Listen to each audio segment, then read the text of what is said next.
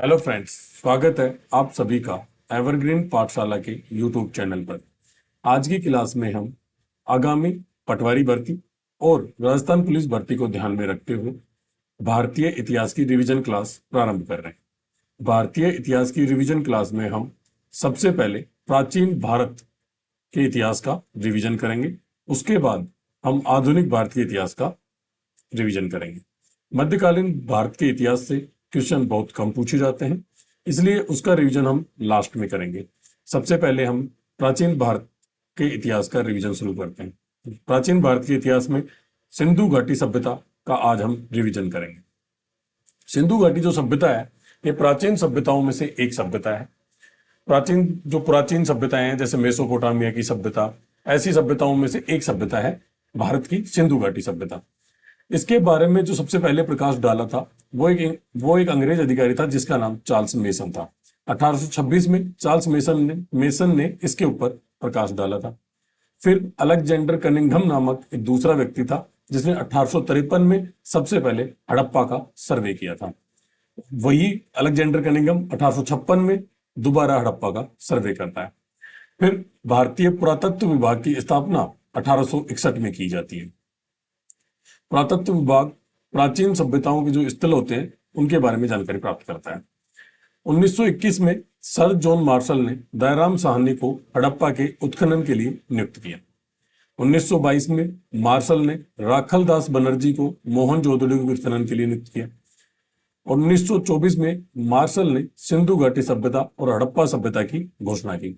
अब सिंधु घाटी सभ्यता को हड़प्पा सभ्यता को कहा जाता है क्योंकि इसमें जो पहला स्थल खोजा गया था उसका नाम हड़प्पा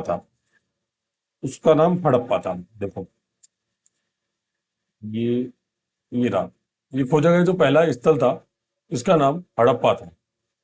1921 में इसका उत्खनन शुरू कर दिया गया था, इसलिए इस सभ्यता को हड़प्पा सभ्यता भी कहते हैं। इस सभ्यता को सिंधु घाटी सभ्यता क्यों कहते हैं? ये इसके जो स्थल प्राप्त हुए हैं वो ज्यादातर जो स्थल हैं वो सिंधु या उसकी सहायक नदियों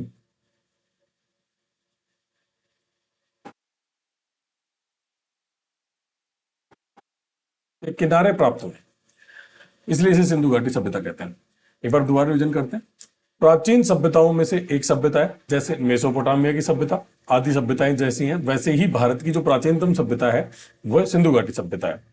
इसके ऊपर सबसे पहले प्रकाश 1826 में चार्ल्स मेसन नाम का एक अंग्रेज अधिकारी था, उसने इसके ऊपर प्रकाश डाला था। फिर हड़प्पा का जो पहली बार सर्वे किया था वो 1853 में अलेक्जेंडर कनिंघम द्वारा किया जाता है।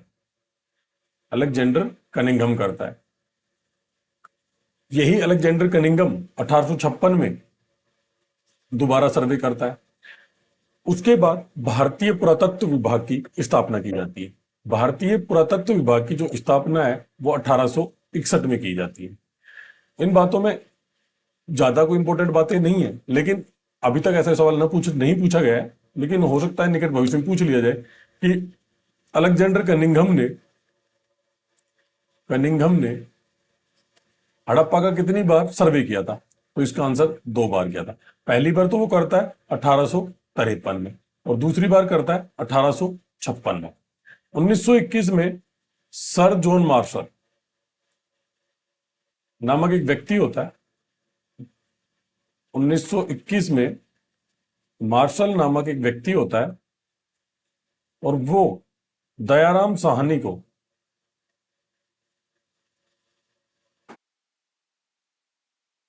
हड़प्पा के उत्खनन के लिए नियुक्त करता है। यही मार्शल 1922 में मोहनजोदड़ो के उत्खनन के लिए राखल दास बनर्जी को नियुक्त करता है और 1924 में मार्शल के द्वारा ही यह घोषणा की जाती है कि यह सिंधु घाटी सभ्यता थी। सिंधु घाटी 1924 में मार्शल घोषणा करता है कि यह सिंधु घाटी सभ्यता थी।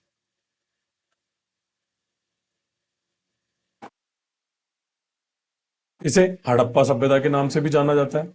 हड़प्पा सभ्यता क्यों कहा जाता है? क्योंकि सबसे पहले जिस स्थल की खुदाई हुई थी वो हड़प्पा था। सिंधु घाटी क्यों कहा जाता है? क्योंकि इसके जो अधिकतर स्थल हैं वो सिंधु प्लस उसकी सहायक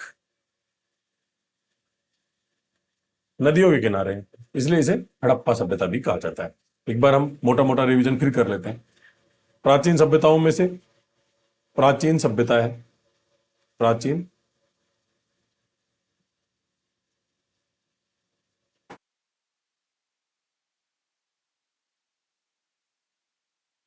सबसे पहले प्रकाश चार्ल्स मेसन डालता है। कब डालता है? 1826 में। उसके बाद कनिंघम द्वारा 2 बार हड़प्पा का सर्वे किया जाता है, 1853 और 1856। भारतीय पुरातत्व विभाग की स्थापना 1861 में होती है। 1921 में जॉन मार्शल द्वारा दयाराम साहनी को हड़प्पा के उत्खनन के लिए नियुक्त किया जाता है और 1922 में मार्शल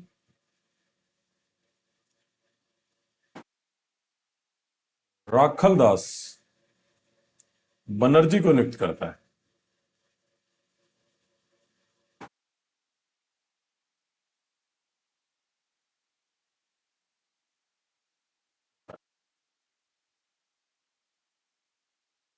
देख, यहां पर आते हैं। सिंधु घाटी जो सभ्यता है उसमें क्या क्या अभी तक अपन ने पढ़ा है। जो हमने पढ़ा है अभी हमने केवल एक स्लाइड का अध्ययन किया है। उस स्लाइड में क्या था? नंबर 1 पॉइंट था कि ये प्राचीन सभ्यता है।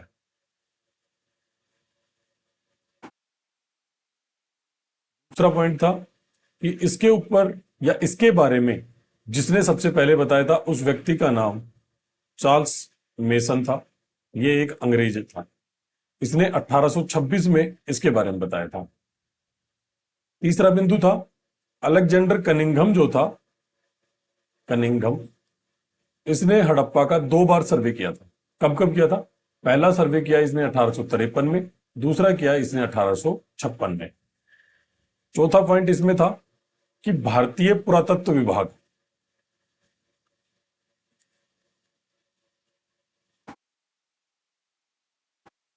की जो स्थापना है वो 1861 में होती है। ये सब घटनाएं 19वीं सदी की। फिर आते हैं 5 नंबर पॉइंट पर। 5 नंबर पॉइंट था कि 1921 में मार्शल जो है वो दयाराम साहनी को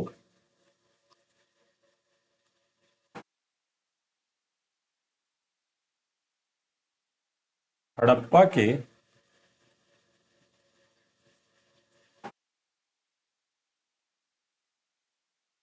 खनन के लिए नियुक्त करता है, नियुक्त करता है। इसके बाद 1922 में छठा जो पॉइंट था, मार्शल राखलदास बनर्जी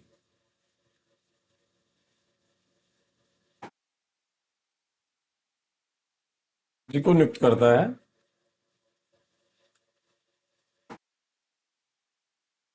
मोहनजोदड़ो खनन के लिए।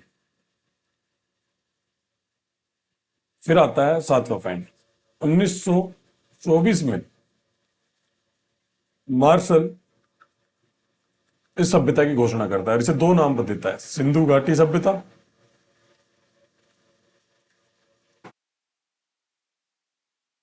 या हड़प्पा सिविलाइजेशन।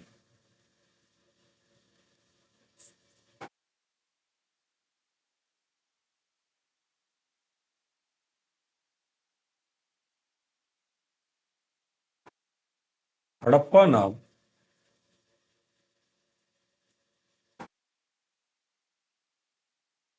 हड़प्पा नाम क्यों दिया गया था? सबसे पहले खुदाई हुई इसलिए हड़प्पा नाम दिया गया। और सिंधु क्यों नाम दिया गया? क्योंकि इसके जो अनेक अनेक स्थल हैं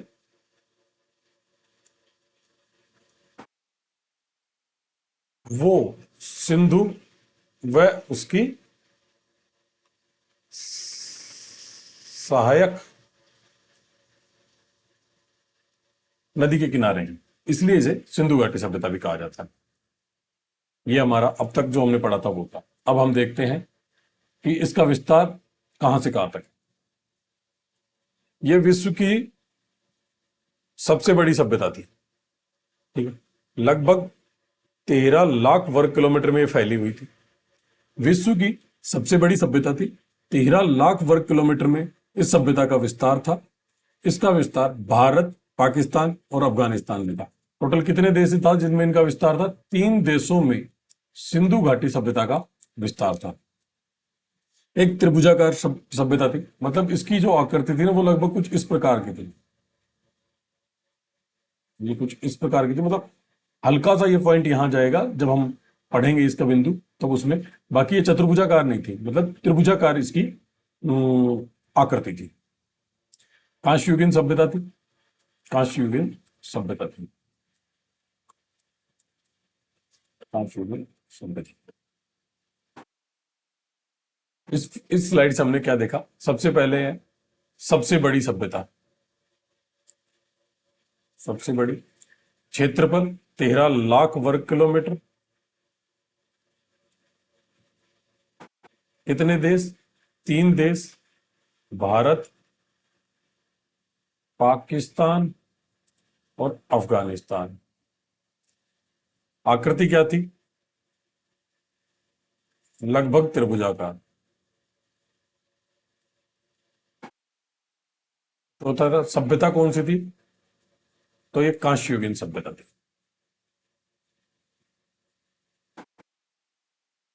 कांस्ययुगीन सभ्यता थी। इस सभ्यता का जो उत्तरी बिंदु था ना, ये जो बिंदु था उत्तरी, ये था मांडा, ये कश्मीर में था। इसका दक्षिणी बिंदु जो था वो ये था दैमाबाद।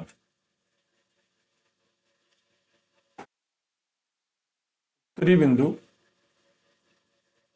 मांडा, कश्मीर।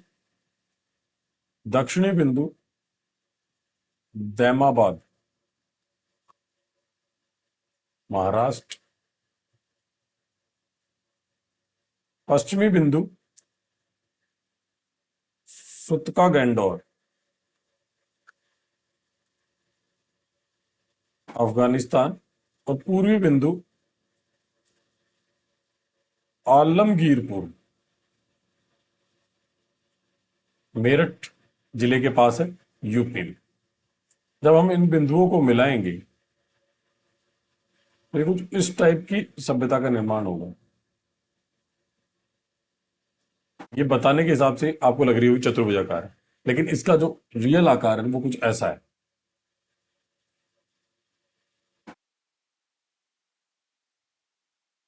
मतलब त्रिभुजाकार सभ्यता बनती है।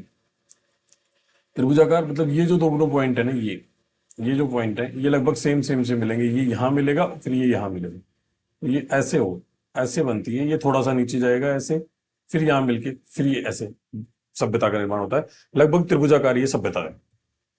उत्तरी बिंदु मांडा, दक्षिणी बिंदु दैमाबाद महाराष्ट्र, पूर्वी बिंदु आलमगीरपुर और पश्चिमी बिंदु सुतका गैंडोर है। 2 स्लाइडों में जो हमने अध्ययन किया है उसके हिसाब से हम देखें तो प्राचीन सभ्यताओं में से एक प्लस सबसे बड़ी सभ्यता, दोनों स्लाइडों का पहला पहला पॉइंट ले लिया मैंने।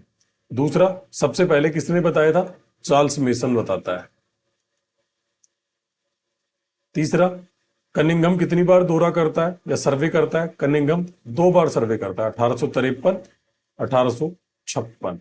भारतीय पुरातत्व विभाग की जो स्थापना है वो कब की जाती है? तो वो 1861।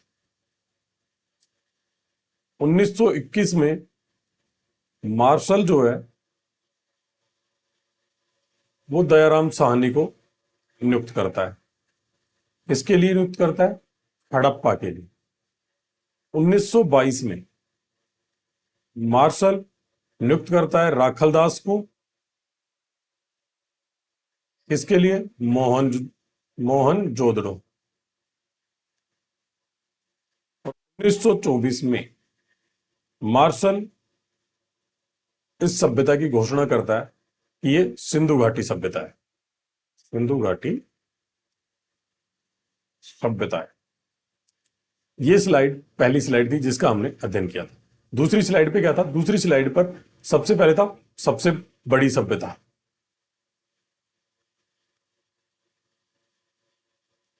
क्षेत्रफल कितना था? 13 लाख वर्ग किलोमीटर। कितने देश थे? 3 देश। कौन कौन से? भारत, पाक और अफगानिस्तान। कैसी आकार क्या था इसका?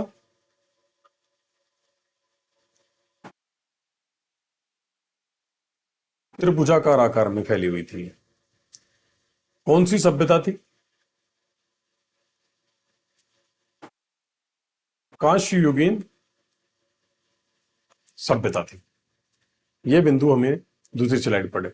इसका सबसे जो उत्तरी बिंदु है, ये जो बिंदु है, ये मांडा है जो कश्मीर में पड़ता है। सबसे दक्षिणी जो बिंदु है, ये दैमाबाद है।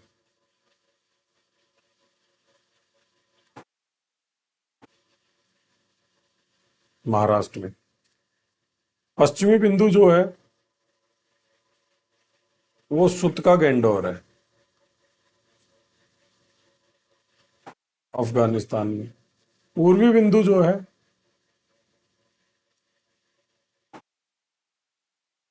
आलमगीरपुर, यूपी, उत्तर प्रदेश में।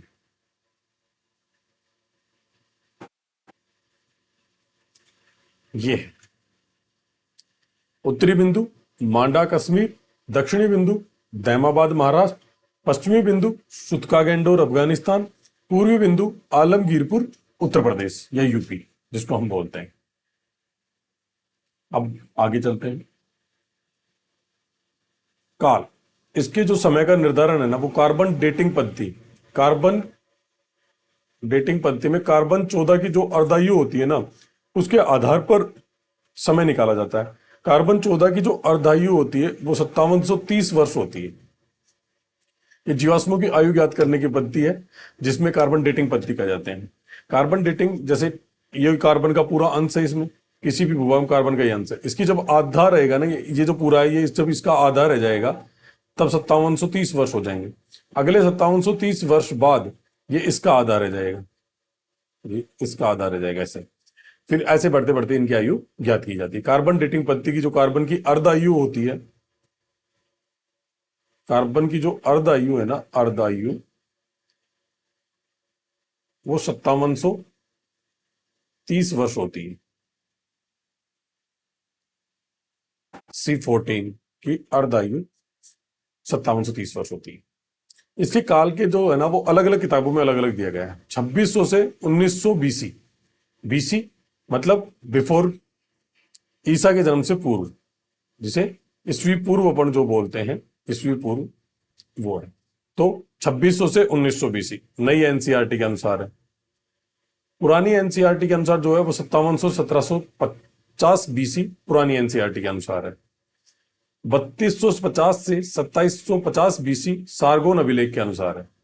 यदि क्वेश्चन आता है और उनमें ये दो ऑप्शन होते हैं तो इस ऑप्शन पर सही लगाना है, क्योंकि जो बोर्ड के आंसर बनते हैं वो सरकारी बुक से बनते हैं, तो इसको सही लगाना है। अगर इसकी जगह इसको कट करके ये वाला ऑप्शन और ये आता है तब इसको सही मानना है। और यदि इन दोनों में से ही ये दोनों नहीं आते हैं ऑप्शन में, तब ये वाला सही मानना है। परंतु पहले इन दोनों को प्रेफरेंस देनी है जो एनसीईआरटी ने बताए हैं। एनसीईआरटी ने हमें बताया, एनसीईआरटी के अनुसार हमें पता चला है। ठीक है।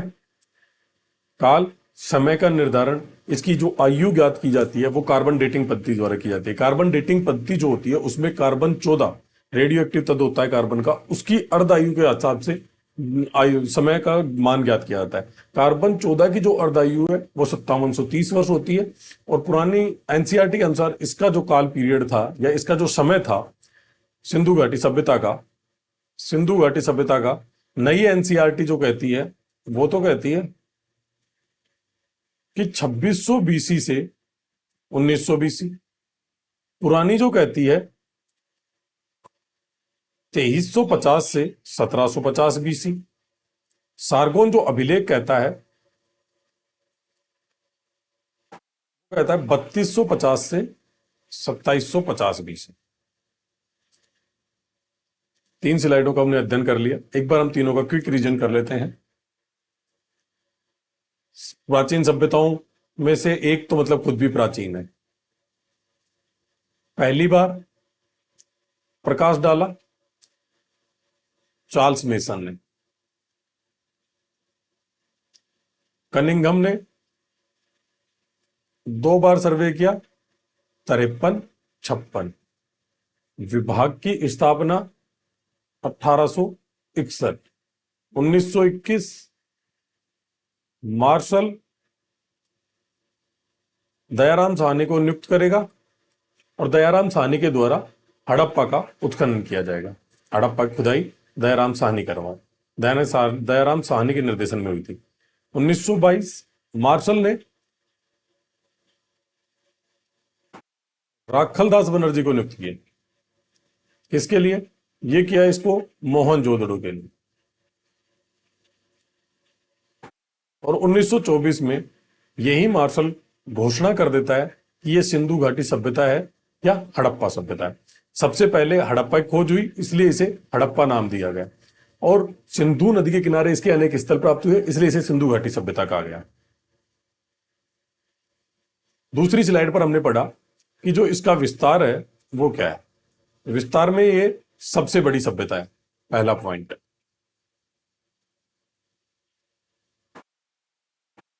फिर क्षेत्रफल 13 लाख वर्ग किलोमीटर था। कितने देशों में इसका विस्तार था? तो आज का भारत, पाकिस्तान और अफगानिस्तान, इन क्षेत्रों में इसका विस्तार था। तीसरा पॉइंट था कि ये जो है ये जो सभ्यता है इसकी आकृति क्या है? तो इसकी आकृति त्रिभुजाकार थी। और चौथा था कि ये सभ्यता कौन सी है, जैसे लोहयुगीन सभ्यता, ताम्रयुगीन सभ्यता, तो ये कांस्ययुगीन सभ्यता थी।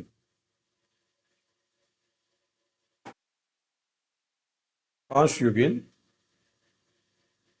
सभ्यता थी। इसके बाद हमने पढ़ा कि इसका जो उत्तरी बिंदु है वो मांडा है, कश्मीर में स्थित है। दक्षिणी बिंदु दैमाबाद है, ये महाराष्ट्र में स्थित है। पूर्वी बिंदु आलमगीरपुर है, यूपी में स्थित है। और पश्चिमी बिंदु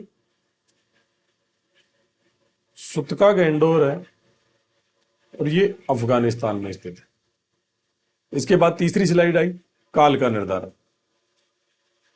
इसका जो समय है वो किसके द्वारा ज्ञात किया जाता है? तो कार्बन डेटिंग पद्धति।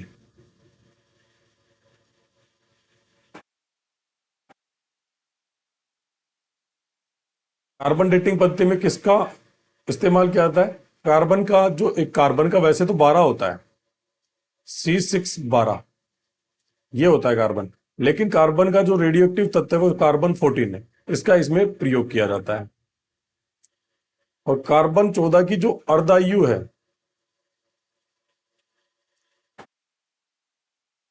5730 वर्ष। नई एनसीईआरटी क्या कहती है? नई एनसीईआरटी बताती है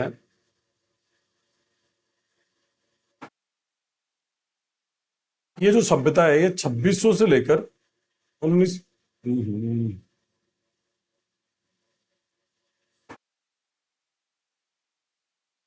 2600 से 1900 बीसी तक थी। पुरानी जब हम एनसीईआरटी की बात करेंगे, पुरानी जो एनसीईआरटी थी वो हमें बताती है कि ये जो सभ्यता थी ना ये 2350 से 1750 बीसी तक थी। सारगोन एक अभिलेख से इसकी जानकारी प्राप्त होती है। वो जो सारगोन अभिलेख है वो हमें बताता है कि ये 3250 से 2750 बीसी पूर्व की सभ्यता थी। ये तीनों ही आपको याद रखने हैं। यदि ऑप्शन में पहले वाला है और तीसरे वाला है तो पहले वाले पे सही करना है, दूसरा है तीसरा है तो दूसरे को सही करना है, और यदि केवल यही आए तो ये सही रहेगा। पर जो वरीयता है वो इन दो को ज्यादा दी जानी चाहिए। अब हम आगे चलते हैं। अब हम पढ़ेंगे सिंधु घाटी सभ्यता के प्रमुख स्थल। सबसे पहला जो स्थल है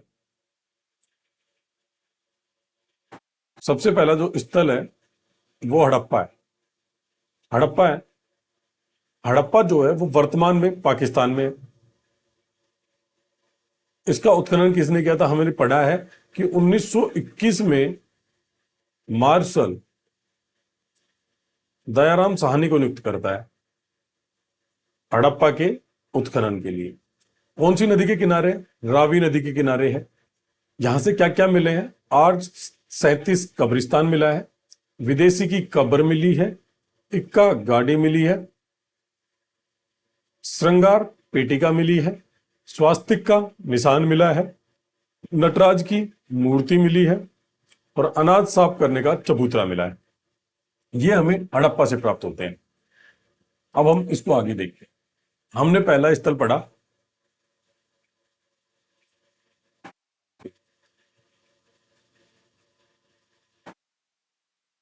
हमने जो पहला स्थल पढ़ा वो है हड़प्पा।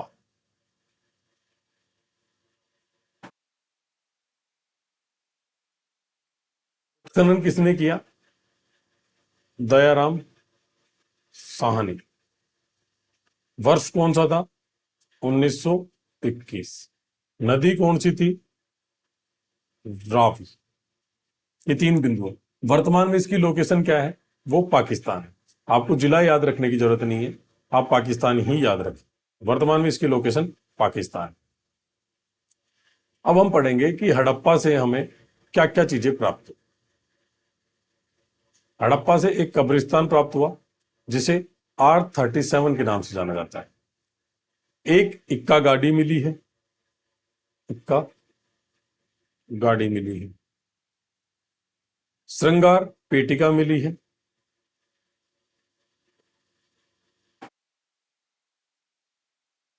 स्वास्तिक का निशान मिला है।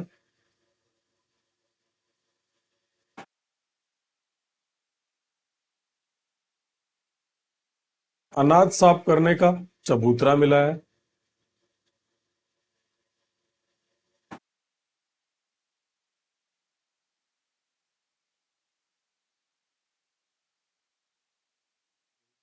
तीन चार पांच। और क्या मिला है? विदेशी की कब्र आती हैं। ये गलती से 8 लिखे गई, इसमें 6 गायब है। ये 6 है और ये 7 है। विदेशी की कब्र,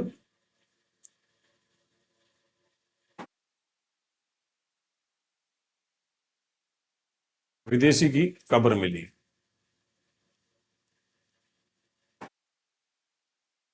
ये हमें हड़प्पा से मिले। एक बार हम पूरा इसको देख लेते हैं। पहले हम हड़प्पा लिखते हैं। उत्खनन दयाराम साहनी। नदी रावी। स्थिति, वर्तमान स्थिति पाकिस्तान। वर्ष 1921। ठीक है। अब यहां से मिला क्या क्या है? मिलने के लिए हम फिर से बनाते हैं। कब्रिस्तान मिला जिसे R37 नाम दिया गया। इक्का गाड़ी मिली। गाड़ी मिली। विदेशी की कब्र मिली। इससे क्या पता चलता है कि विदेशी सभ्यताओं के साथ भी सिंधु घाटी सभ्यता के लोगों का मेल मिलाप था या इनके साथ कोई व्यापार किया करते थे। श्रृंगार पेटी, श्रृंगार पेटिका मिली। मतलब आज जो ब्यूटी पार्लर काम करते हैं वो उस टाइम में भी हुआ करता था।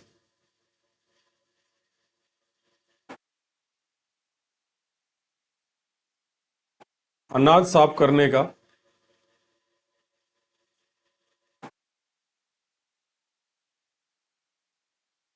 चबूतरा मिला, स्वास्थ्य का निशान मिला।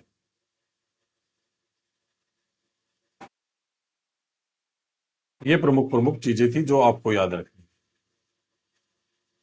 अब हम आगे चलते हैं। अगला अगला जो प्रमुख स्थल है वो मोहनजोदड़ो है।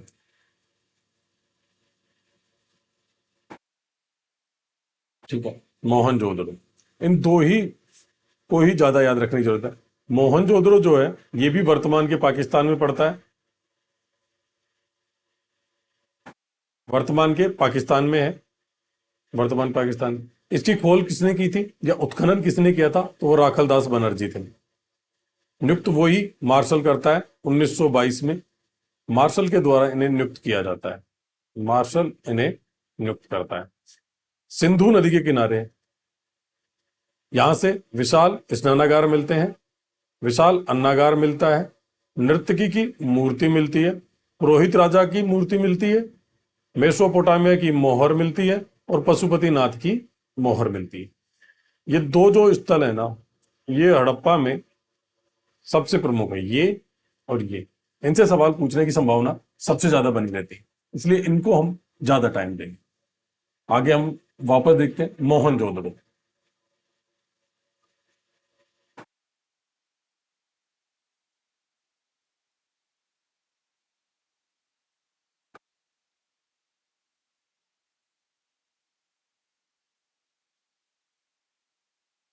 खोज या उत्खनन राखलदास बनर्जी। कौन सी नदी के किनारे है? सिंधु नदी के किनारे। वर्तमान लोकेशन पाकिस्तान। इसके नीचे हम हड़प्पा देखते हैं। खोज दयाराम साहनी, नदी रावी, वर्तमान लोकेशन पाकिस्तान। दोनों की ये तीन तीन बातें याद रखनी है। अब हम देखते हैं कि मोहनजोदड़ो से हमें मिला क्या क्या। जोदड़ो,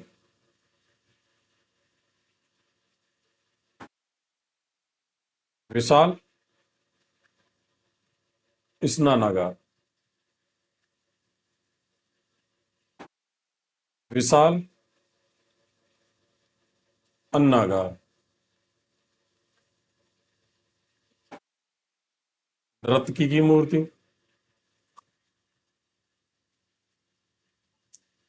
पशुपतिनाथ की मूर्ति।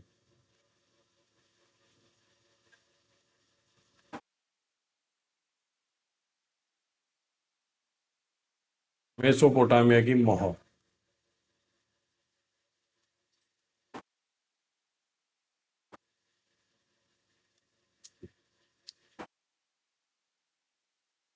और पशुपति नाथ की। याद रखना बहुत सिंपल है। देखो, इन चीजों को याद रखना बहुत आसान है। विशाल दो मिले हैं, एक तो है स्नानागार, दूसरा है अन्नागार। फिर आगे चलेंगे तो मूर्ति वही दो है, एक नर्तकी, दूसरी पशुपतिनाथ। फिर इसके आगे चलेंगे तो दो मोहर, एक मेसोपोटामिया,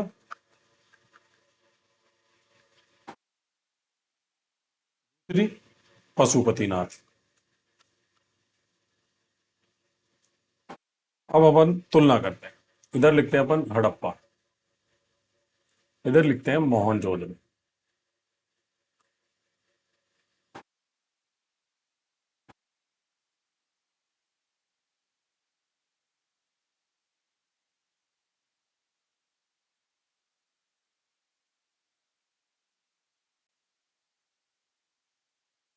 पहला जो बिंदु है, जहां से अपने को मिलता है R37 नामक कब्रिस्तान।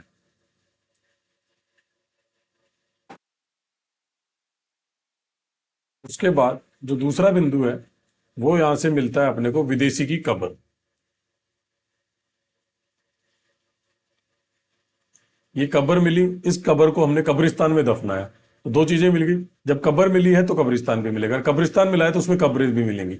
इसलिए R37 कब्रिस्तान मिला और विदेशी की कब्र मिली। ये मिली हमें हड़प्पा से।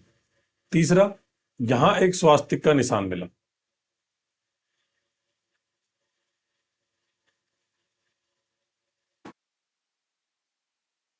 नंबर चार यहां से क्या मिला? अनाज साफ करने का चबूतरा।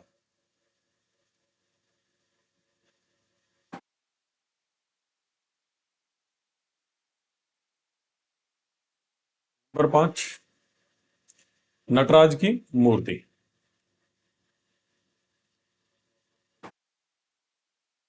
नंबर 6, इक्का गाड़ी। और नंबर 7,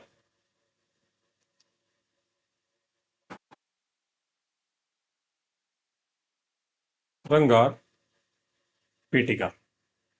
ये यहां से मिली। ठीक है, अब इधर आते हैं। विशाल स्नानागार मिला।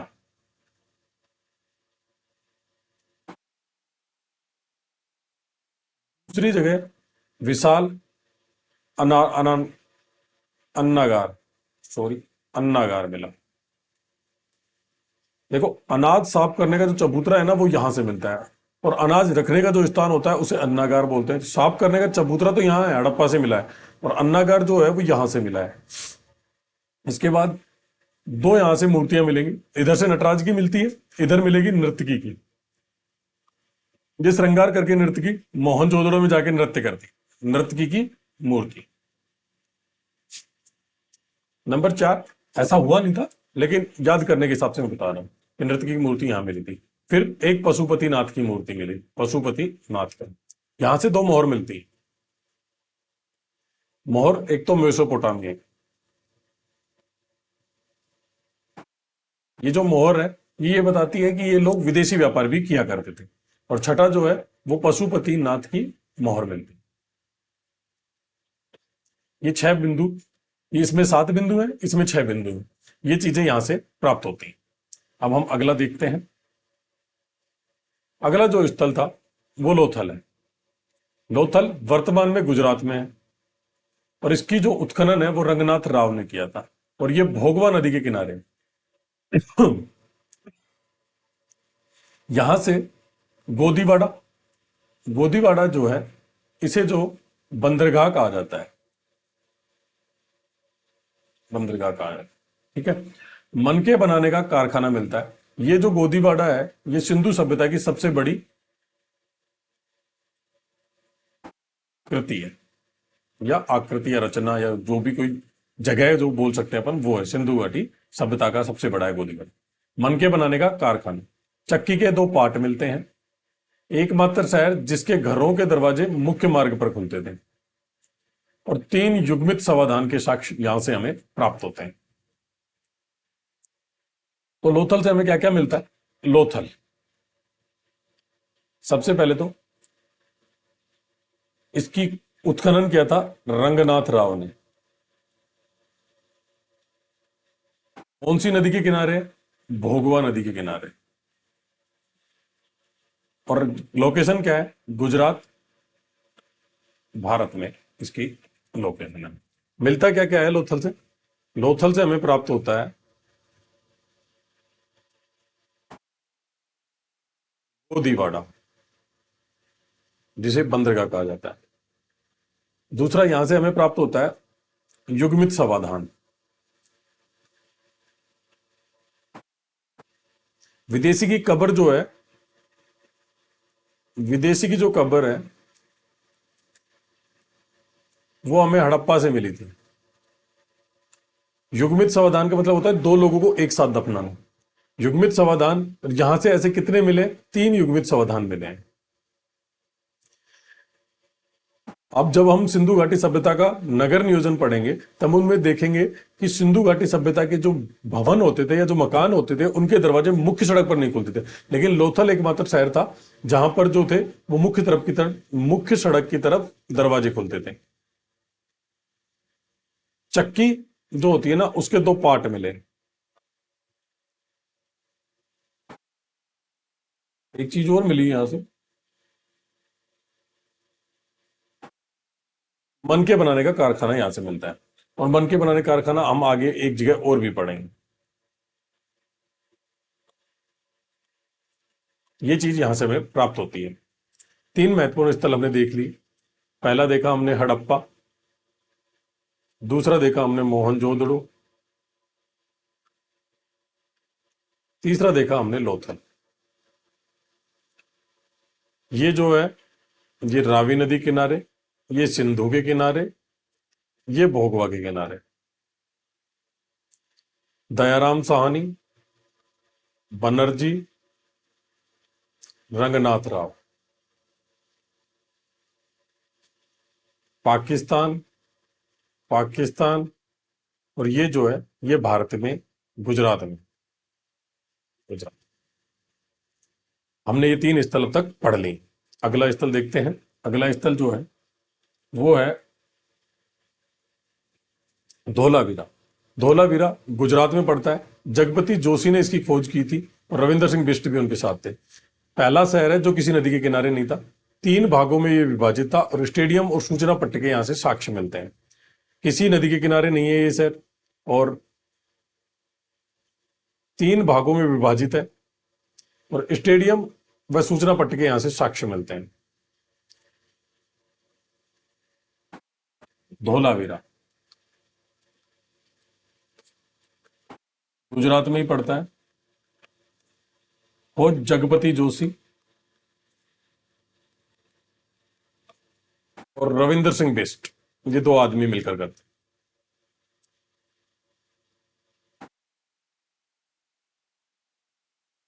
ये क्या था? हम जब नगर नियोजन पढ़ेंगे तो उसमें देखेंगे कि सिंधु घाटी सभ्यता के जो नगर थे ना वो दो भागों में विभाजित थे, लेकिन धोलावीरा जो है ना,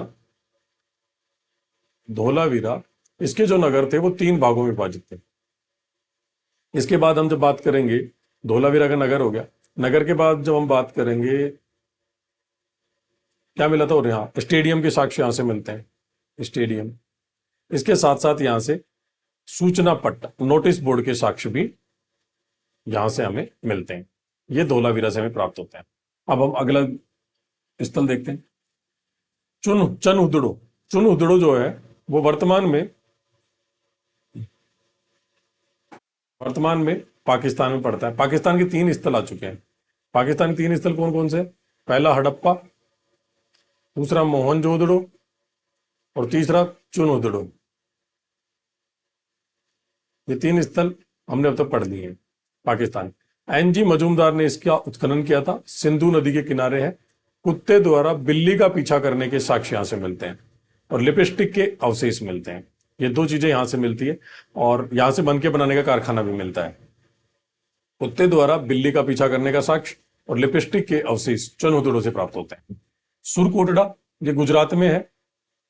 ये भी सिंधु नदी के किनारे है। सिंधु नदी किनारे इससे पहले मोहनजोदड़ो आया था, मोहनजोदड़ो आया। इसके बाद सुरकोटड़ा जो है ये गुजरात में है। इसकी खोज जगपति जोशी ने की थी। जगपति जोशी ने इससे पहले एक और खोज की थी जो धोलावीरा थी। धोलावीरा की खोज जगपति जोशी ही करता है। सरस्वती नदी के किनारे है और घोड़े की हड्डियां यहां से हमें प्राप्त होते हैं। दैमाबाद महाराष्ट्र में है। इसके बारे में हमें अब सिर्फ इतनी ही बात याद रखनी है कि यहां से धातु का रथ मिला है। रोजदी गुजरात में है। हाथी के साक्ष्य यहां से हमें प्राप्त हुए हैं। रोपड़ पंजाब में है। रोपड़, यहां से मनुष्य के साथ कुत्ते को दफनाने के साक्ष्य प्राप्त होते हैं। तीन युग्मित जो समाधान है वो हमें लोथल से मिलते हैं और मनुष्य प्लस जब कुत्ता पूछा जाएगा तो वो रोपड़ में आएगा, तो रोपड़ से पूछा जाएगा, रोपड़ से। ठीक है। कालीबंगा राजस्थान, अमलानंद घोष घग्गर नदी और इसका पूरा अध्ययन हम राजस्थान के इतिहास में करते हैं। बनावली जो है वो हरियाणा में है बनावली हरियाणा में पड़ता है और ये वोस बेसिन के साक्ष्य यहां से हमें प्राप्त होते हैं। इस बिंदु से हमने क्या क्या देखा, इस जो स्लाइड है इससे हमने देखा कि जो सुरकोटड़ा है,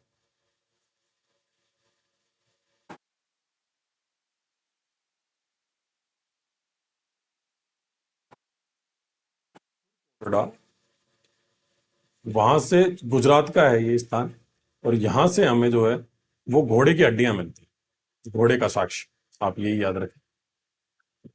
ठीक है, रोपड़ जो पंजाब है, वहां से हमें मनुष्य प्लस कुत्ते के दफनाने के साथ, मनुष्य प्लस कुत्ता सात दफनाते हैं।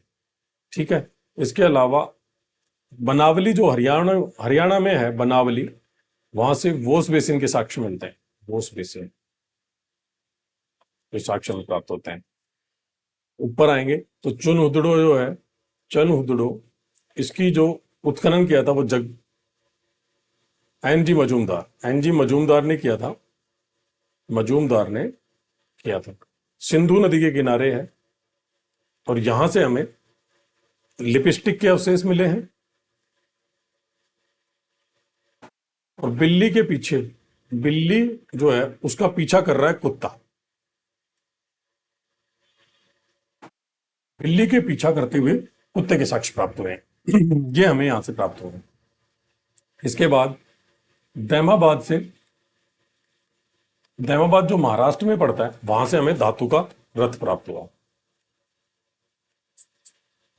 ठीक है, ये अब तक हमने पढ़ा है। अब अपन देखें, चनुदड़ो पाकिस्तान, एनजी मजूमदार सिंधु, कुत्ते द्वारा बिल्ली का पीछा करने के साक्ष्य और लिपस्टिक के अवशेष। फिर घोड़े की हड्डियां सुरकोटड़ा, धातु का रथ दहमाबाद, हाथी के साक्ष्य रोजदी गुजरात, रोपड़ मनुष्य के साथ कुत्ते को दफनाने के साथ, कालीबंगा के बारे में हम वहां से पढ़ेंगे जहां से जुते हुए खेत के साक्ष्य प्राप्त होते हैं, और वोस बेसिन के साक्ष्य हमें बनावली हरियाणा से मिलते हैं। ये टोटल 11 स्थल थे। अभी हम फिर दोबारा एक बार इनका मोटा मोटा सा रिवीजन करते हैं। सबसे पहले हम पढ़ते हैं हड़प्पा, सबसे ज्यादा यहीं से।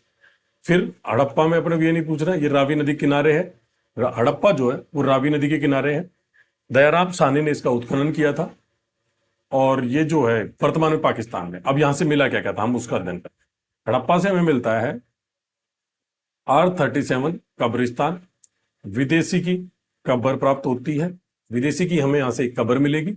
उसके बाद जो है श्रृंगार पेटिका मिलती है हमें यहां से, पेटिका, नटराज की मूर्ति मिलती है,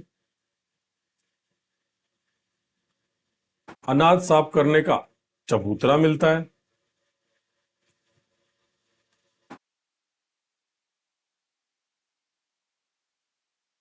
इक्का गाड़ी मिलती है। ये मोटी मोटी चीजें हमें यहां से प्राप्त होती है। एक स्वास्थ्य का हमें यहां से निशान मिलता है। अब अपन चलते हैं मोहनजोदड़ो।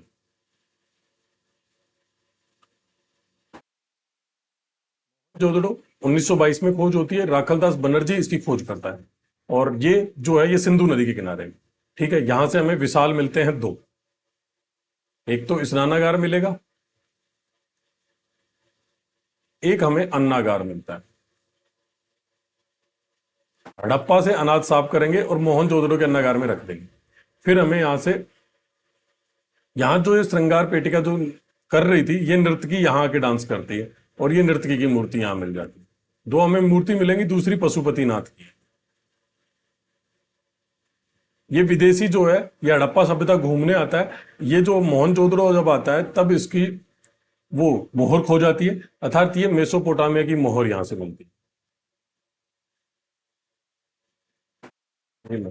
और एक मोहर पशुपतिनाथ की मिलती। ये चीजें हमें यहां से प्राप्त होती है मोहनजोदड़ो से। ठीक है, इसके बाद जब हम आगे चलते हैं, फिर हम आते हैं लोथल। लोथल जो है ये गुजरात में पड़ता है। इसकी जो खोज है वो रंगनाथ राव ने की थी, रंगनाथ राव ने उत्खनन या खोज की थी, और इसका जो है भोगवा नदी के किनारे ही है। अब यहां से क्या क्या मिला, यहां से मिला हमें गोदीवाड़ा। गोदीवाड़ा बंदरगाह होता है, और ये सबसे बड़ा कीर्ति है, मतलब कीर्ति मतलब बनावट या जो भी वो बनाई गई थी स्थल, वो सबसे बड़ा स्थल गोदीवाड़ा है। ठीक है, ये एकमात्र शहर है जिसके दरवाजे जो थे वो मुख्य सड़क की तरफ खुलते थे। जैसे ये घर अपन मान के चले, ये सड़क यहां से गुजर रही है, तो इसका गेट इस साइड में खुलता था। ठीक है। घर घरों के जो दरवाजे हैं वो मुख्य सड़क पे खुलते थे। मनके बनाने का कारखाना यहां से मिलता है। 3 युग्मित समाधान यहां से प्राप्त होते हैं। इसी से जोड़ के पढ़ेंगे तो रोपड़ से जो है ना, रोपड़ से मनुष्य व कुत्ते को साथ दफनाया गया है। प्लस कुत्ता, रोपड़ ये पंजाब में पड़ता है। ठीक है। 3 युग्मित समाधान मिलते हैं। इसके बाद अपन आते हैं चनहुदड़ो।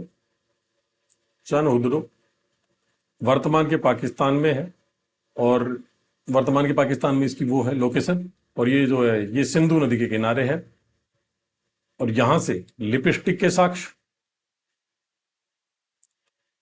और बिल्ली का पीछा कुत्ता कर रहा है, इसके साक्ष्य प्राप्त होते हैं। कुत्ता पीछा कर, तो उसके साक्ष्य हमें प्राप्त होते हैं। ये हमें चनहुदड़ो से प्राप्त होते हैं। एनजी मजूमदार ने इसकी खोज की थी। फिर हम आते हैं धोलावीरा। धोलावीरा की जो खोज है वो की थी जगपति जोशी और रविंद्र सिंह बिष्ट ने। ये एकमात्र स्थल है जो 3 भागों में विभाजित है। जब हम सिंधु घाटी की नगर नियोजन पढ़ेंगे तो ये जैसे नगर है ना, तो ये 2 टीलों में विभाजित था। ये पश्चिमी टीला, ये पूर्वी टीला, इन टीलों में विभाजित था। लेकिन धोलावीरा जो है ना वो ऐसे 3 टीलों में विभाजित था। ठीक है। यहां से एक स्टेडियम के साक्ष्य मिलते हैं और एक नोटिस बोर्ड। ये तो हो गया सूचना पट।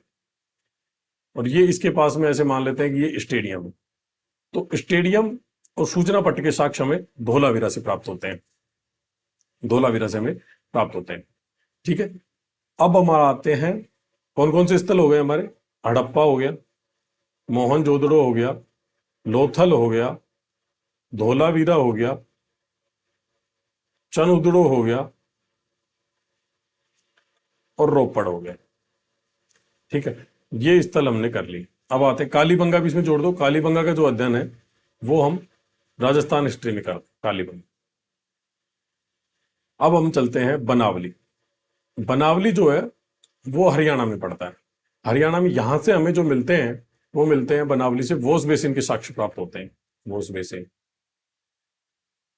इसके बाद रोजदी गुजरात में पड़ता है, जहां से हमें हाथी के साक्ष्य प्राप्त होते हैं।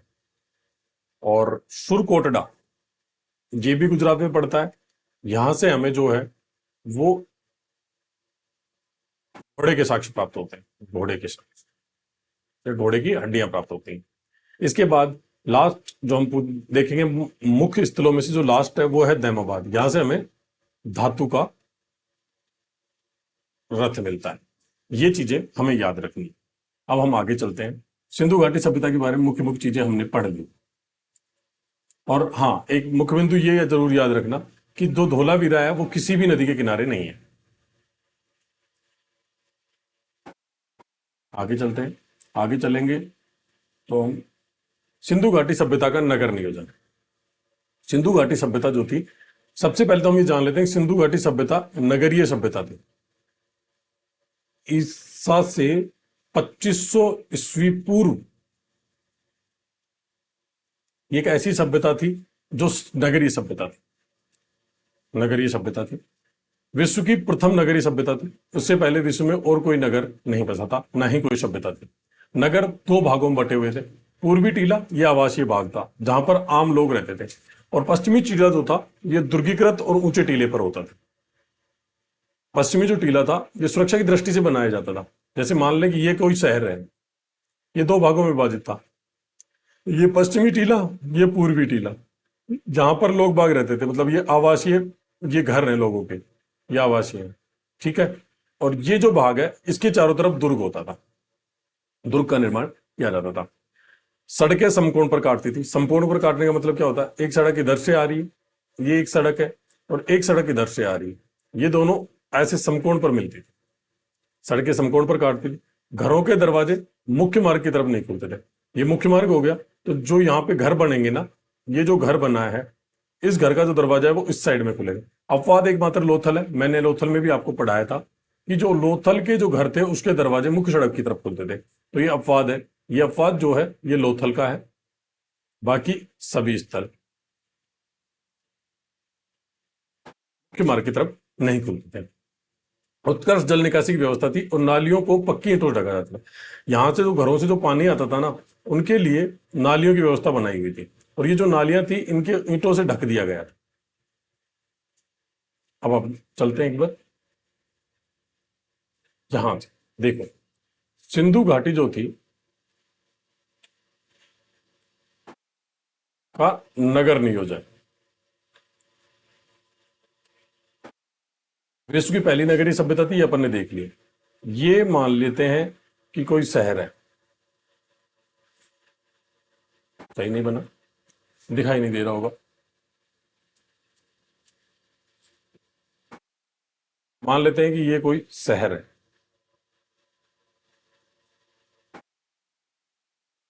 इसका ये जो भाग है ये पश्चिमी भाग है, ये जो भाग था ये दुर्गीकृत भाग था, ये मैंने मान लो कि दुर्ग बना दिया। ये पश्चिमी टीला है, ये दुर्गीकृत भाग है। ये पूर्वी टीला है जहां पर आम जनजीवन के आम लोग या आवासीय लोग या जनजीवन, गांव शहर या शहर के वासी घर बना के रहते थे। ये आवासीय आवासीय है, ये आवासीय टीला था। ठीक है, ये आवासीय टीला था। यहाँ की जो सड़कें थी ना, वो सड़कें ऐसे जाती थी, ये सड़क ऐसे जा रही है, दूसरी सड़क ऐसे आएगी, मतलब सड़कें समकोण पर काटती थी। ठीक है, यहाँ पे जो घर बने होते थे ना इन लोगों के, वो जो घर थे वो ऐसे बने होते थे, ये जो घर है ये ऐसे बने हुए थे। इनके जो दरवाजे थे वो इस साइड में खुलते थे। लोथल एकमात्र ऐसा अपवाद था जिसके मुख्य सड़क की तरफ गेट दरवाजे खुलते थे। यहां से इनके जो उत्कृष्ट जल निकासी मिलती है, मतलब जो गंदा जल होता था वो इन नालियों के माध्यम से जाता था, और यहाँ एक मेन होल होता था जिसमें ये आकर मिलता रहता था। यहां से नालियां बनी हुई आती थी और उनमें ये घरों से निकलने वाली नालियां जुड़ती रहती थी। जहां मेन होल होता था, मेन सड़क पर, मुख्य सड़क पर मेन होल होता था इन नालियों की सफाई करने के लिए। ठीक है, ये ऐसे मिलते थे, ये इनकी नगर नियोजन की व्यवस्था थी।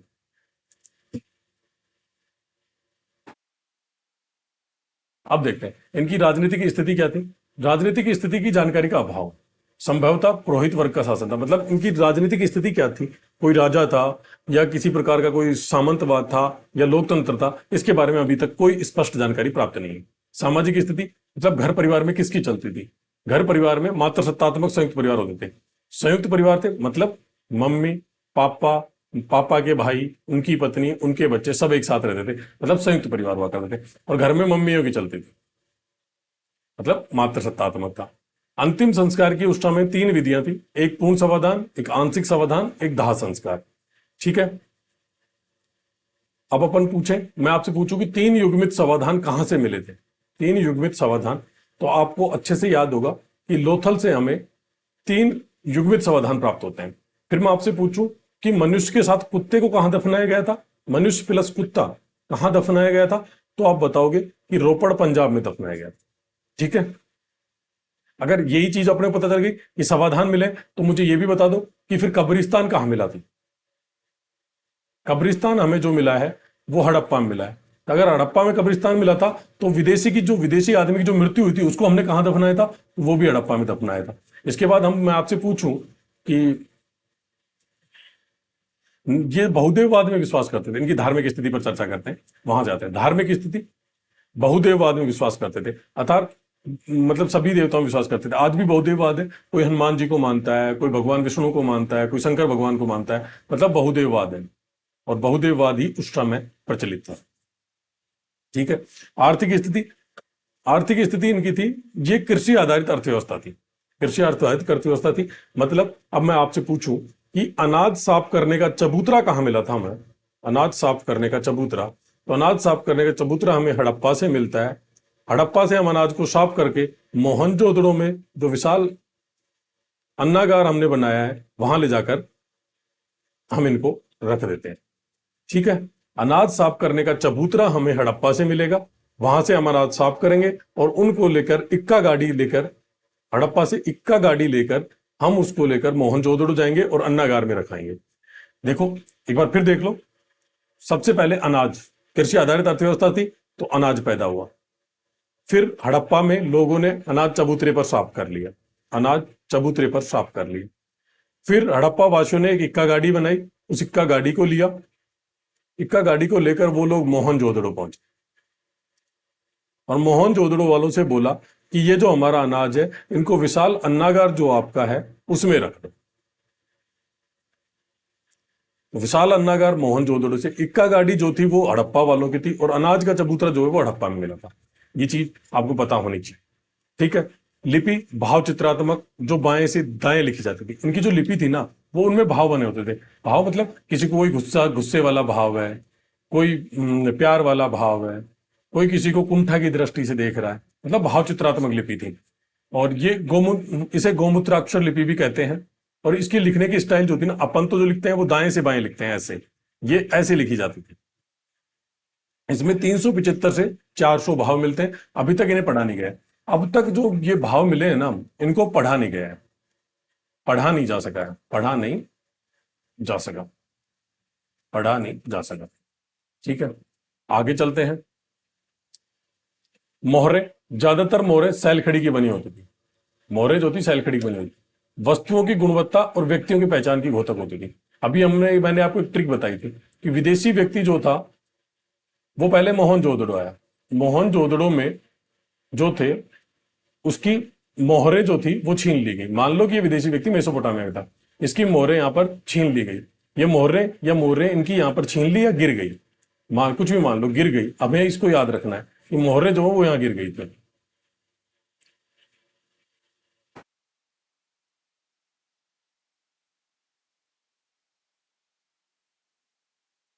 Sorry sorry sorry sorry sorry sorry. ठीक है, हम चलते हैं। कहाँ पहुंच गए थे हम लास्ट में थे ना, सॉरी। हम यहाँ पे मोहरे जो है वो सैलखड़ी की बनी होती थी। मोहरे जो थी वो सैलखड़ी की बनी होती थी, सैलखड़ी की बनी होती थी, व्यक्तियों की घोतक होती थी। अब अपन मान के चले कि जो मोहरे थी वो यहाँ थी, मोहरे थी। ये जो मोहरे हैं ये कोई विदेशी व्यक्ति था जो मेसोपोटामिया से लेकर आया। ठीक है, ये पहले मोहनजोदड़ो आता है। मोहनजोदड़ो में इसकी जो मोहर है वो गिर जाती है, यहां से गिरकर ये हड़प्पा चला जाता है और किसी कारणवश इसकी यहां पर डेथ हो जाती है और इसकी कब्र को R37 कब्रिस्तान में दफना दिया जाता है। ठीक है, तो जो विदेशी ये मोहर जो थी मेसोपोटामिया की, ये मोहनजोदड़ो में मिलती है।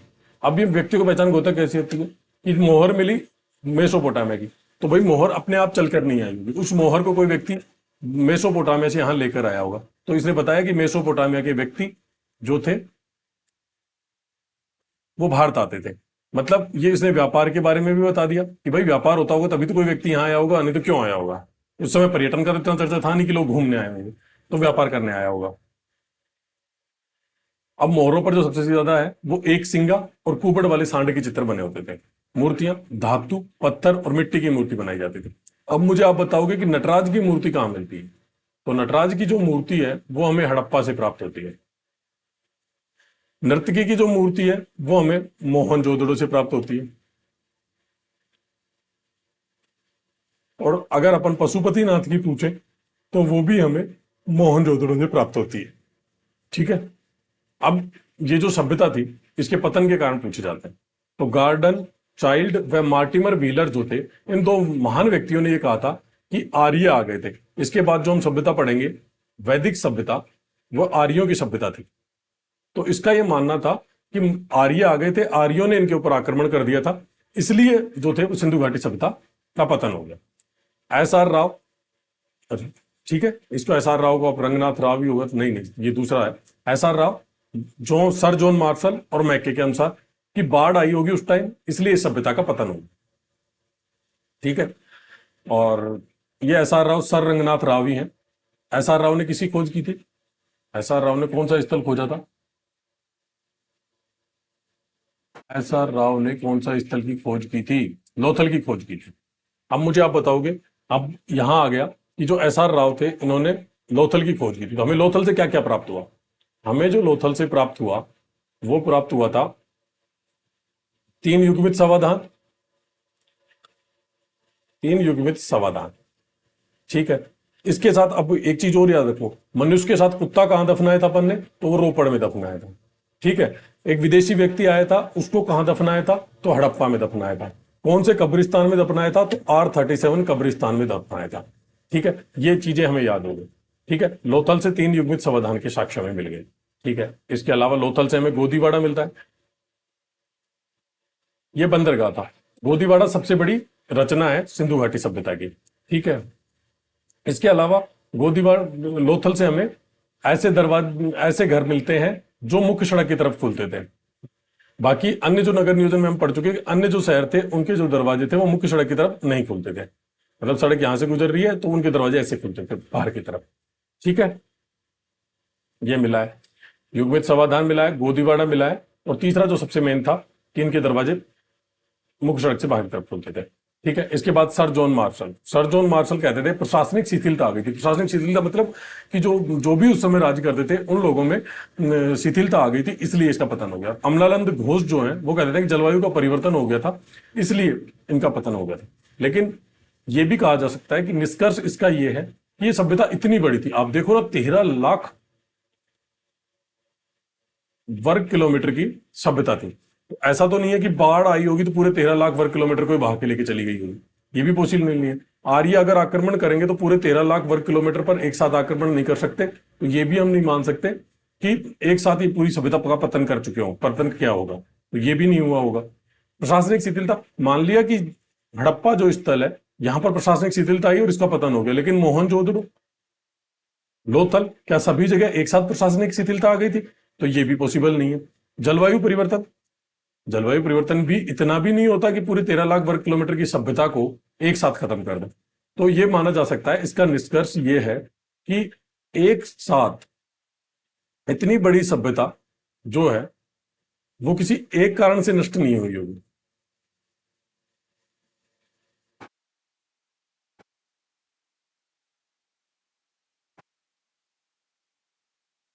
कोई एक कारण नहीं हो सकता।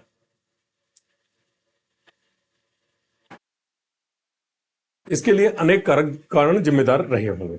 ठीक है, तो ये थी हमारी आज की क्लास, सिंधु घाटी सभ्यता। आशा करता हूं कि आप सब लोगों को ये समझ में आई होगी। हमारी अगली क्लास होगी, अगली जो क्लास है, अगली जो क्लास होगी, अगली क्लास में हम वैदिक सभ्यता, बौद्ध धर्म, जैन धर्म, इन तीनों को लेकर एक क्लास बनाएंगे लगभग 1 घंटे की, और ये क्लास आपको 10 तारीख से पहले प्राप्त हो जाएगी। मैं भारतीय इतिहास का जो रिवीजन है वो 13 तारीख तक कंप्लीट करवाने की कोशिश करूंगा, ताकि पटवारी एग्जाम को फायदा मिल सके। अगर पूरा नहीं हो पाया तो मैं प्राचीन भारत का इतिहास तो करवा दूं।